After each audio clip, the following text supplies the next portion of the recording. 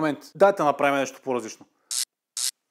Робот няма. Не, има робот, там е. Не знам кога ще му дойде времето. Трябва да си отгледам първо децата, обаче това сега е първото видео от серия 3, 5, 2, 1, 12, 4. Абе не знам, 3-4 видеа, свързани с нещо, което правя последната една година. Що казвам една година? Абе реших да завърша. Дългата история накратко, завърших семестриално преди изключително много време, миналата година реших си дипломирам и сега трябва да направя дипломна работа. Точно на това ще са посветени тези няколко видеа, които ще гледате в тази серия. Първото видео, какво ще правим? Ще правим апарат за покадрово синхронизирана дигитализация на кинофилмови ленти. Разбираш, апарат за покадрово синхронизирана. Не каква да е. Покадрово синхронизирана дигитализация на кинофилмови ленти. Първото видео е посветено на това да си поставим някакви цели за тази дипломна работа, да разкажем как работи този прожектор, как от лента с картинки прави филм и как ние от този филм евентуално ще подходим по-нататък, за да направим видео. Цел номер 1. Да се използва механиката на прожектор за 8 мм кинофилмови ленти, така че да бъде постигната горе споменатата система. Ето ви цел номер 1. Трябва да използваме прожектора, за да може да движим лентата, така че да я дигитализираме. Цел номер 2. Да се използва съществуваща оптична заснемаща система, в скоби фотоапарат, чрез която да се получат дигиталните образи на кадрите, които ще бъдат част от видеомедията. Кой го измислил това, бе? Цел номер 2 трябва този фотоапарат, че го ползвам. Да. И последна цел, да се напише софтуер, който от заснетите кадри да прави кино, да прави видео. Абе хора, вие да не сте ли чули за... Кой го писа това? Купиш колкото искаш, но... Прекалих малко.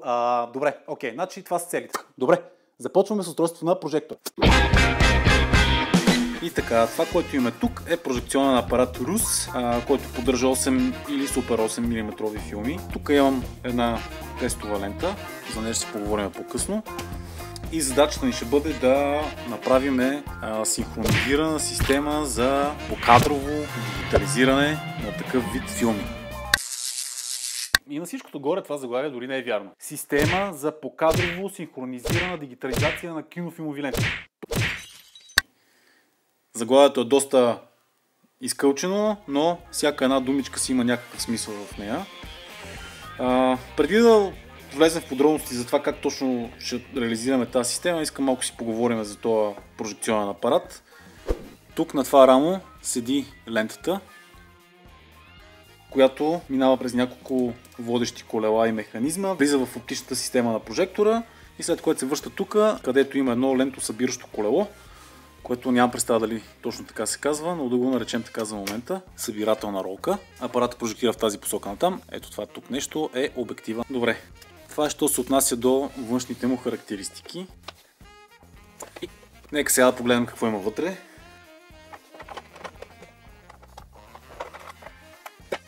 Така, чудо на инженерната мисъл от 80-те години. В интерес на истината механизма е доста приятно изработен. Основната част на прожекционния апарат е доста опростена. Но нека набързо да разкажа какво имаме тук. Това нещо е счупено. Тук е буксата за входното напрежение, трансформатор, електромотор, който през тази ремъчна предавка тук задвижва основния вал на прожектора към основния вал на прожектора чрез червячна предавка, която движи целият този механизъм чрез верижна предавка. Това тук е основният лентоподаващ механизъм, който има един съединител, за който закачена оста, на която живее лентата. А ето тук е лентосъбиращият механизъм, който отново има съединител. Така, интересното при тези два механизма е, че са еднопосочни. Което какво ще рече? Ако двигателят се върти в тази посока, само един от тези два механизма е активен. В случая е активно лентосъбиращото устройство, което значи, че ние сме в режим на прожектиране и лентата трябва да се обира. А в тази посока това колело се деактивира, а това колело се активира. И така сме в режим на пренавиване на лентата, т.е. събира лентата върху ролката. В тази част е разположена същинската част на прожектора. Състои се от обтуратор, който представлява диск с 3 прореза, чиято цел е да блокира светлината по време на прожектиране в съотношение 3 към 1. Тоест на един оборот от основния вал имаме 3 събития на блокиране на светлината. Другото, което има тук е тъй нареченият Грайферов механизъм, чиято функция е да движи лентата в дискретен режим. Тоест имаме преместване с един кадър, почивка, връщане, преместване един кадър и почивка. Реализацията на този механизъм е направена чрез гърбични предавки. В общи линии представлява рамо, което контактува с една от гърбиците на гърбичния механизъм. По време на ротацията на вала, гърбицата избутва рамото напред. Малко по-късно се задейства втората гърбица, която избутва рамото надолу и връща обратно. И общо взето така е реализиран този механизъм. Сега, това тук нещо е един вентилатор, който има много интересно предназначение, но за целта трябва да обърна прожектора отново наобратно. Ето това нещо тук е допълнителен затвор за светлината и неговата основна функция е да предпазва лентата от топлината на лампата по време на пауза. Тоест, когато прожектора не върти, това нещо от гравитацията се затваря надолу и блокира светлината, така че лентата не прегрява. Това осигурява от 1 до 2 минути стоп кадър, в който лентата е в сравнително защитен режим. И понеже стана дума за вентилатор, когато прожектора се пусне, вентилаторът започва да духа в тази посока и издухва този механизъм нагоре и така отваря този затвор, така че да осигури пълния светлинен поток към лентата, която живее ето тук. Сега, както казахме, ролката с лентата се поставя тук и лентата минава ето през този механизъм, който всъщност задвижва лентата. Това е колелото, което е зацепено с червячна предавка към основния вал на прожектора и то се движи с постоянна скорост. Прожекторът няма кой знае колко електроника, да не кажа никаква. Има електрическа схема, няколко потенциометъра според мен. Тези компоненти са толкова стари, че дори не мога да ги разпозная. Един бушон имаме. Предполагам, че тези потенциометри тук и резистори реализират някакъв вид делител на напрежение, който чрез въртенето на това колело тук избира различните режими на входно напрежение. Тук отдолу имаме един потенциометър, ето този, който се управлява от другата страна на прожектора. С него се управляват оборотите на двигателя, примерно 20-24 кадра в секунда. Можем да забавим и да гледаме малко по-бавно. Тук имаме два различни режима на работа на лампата, слабо и силно. Тук имаме един контактен ключ, който служи за генериране на правоъгълен сигнал, чрез който може да се синхронизира допълнително аудио, ако искаме да възпроизвеждаме заедно с прожектирането на видеото, но ние до там няма да стигнем. И в общи линии това е повърхностно разказано устройството на прожектора. Добре. Значи разбрахме как работи прожектора. Разбрахме ли? Разбрахме. Сега нека си поговорим малко за теорията на това как тия движещи си картинки правят усещането за непрекъснато визуално изживяване в нашия мозък. И след това ще си поговорим малко за плана, който ще следваме в тази серия от видеа. Прожекторите създават филми, като прожектират очевидно поредица от картинки за някаква единица време, която нашия мозък успява по някакъв начин да смеси, така че да предизвика усещането за звук. Но има някои детайли, които са много... Какво? Да смеси, така че да предизвика усещането за звук по единица време, която нашия мозък успява по някакъв начин да смеси, така че да предизвика усещането за звук. Какъв звук, бе, приятел? Говорим си за усещането за картина, а не за звук. И сега как ще го правя това? Сета, дай нататък. Но има някои детайли, които са свързани с това устройство, което се нарича обтуратор, а на английски шътър. Той има две основни функции. Едната е да прикрива преместването на лентата от кадър в кадър.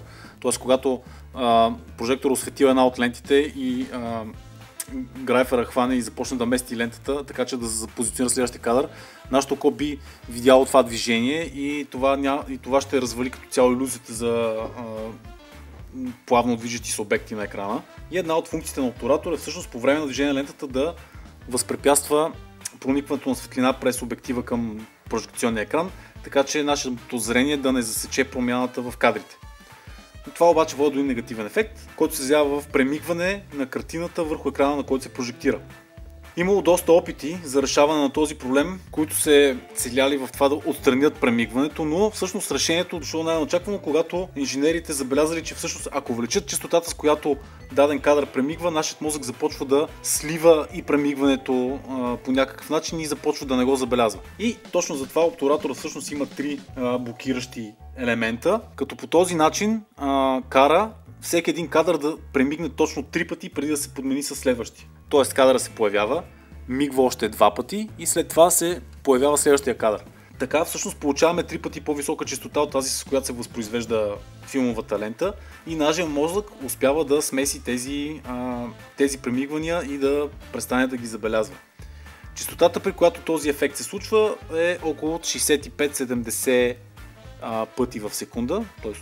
около 65-70 Hz, като това е установено експериментално и важи за повечето хора. И така, нашата цел, да не забравяме, някакси да успеем да направим от това устройство система, която да успее да дигитализира филмови кадри, така че да могат да се възпроизвеждат на съвременни цифрови медии, тип компютри, телефони и прочее. Добре. Значи, след като разбрахме как движещата се поредица от картинки придобива в нас усещането за звук, нали? За звук, време е да си поговорим как точно ще постигнем тази система за покадрово синхронизирана дигитализация на кинофилмови ленти.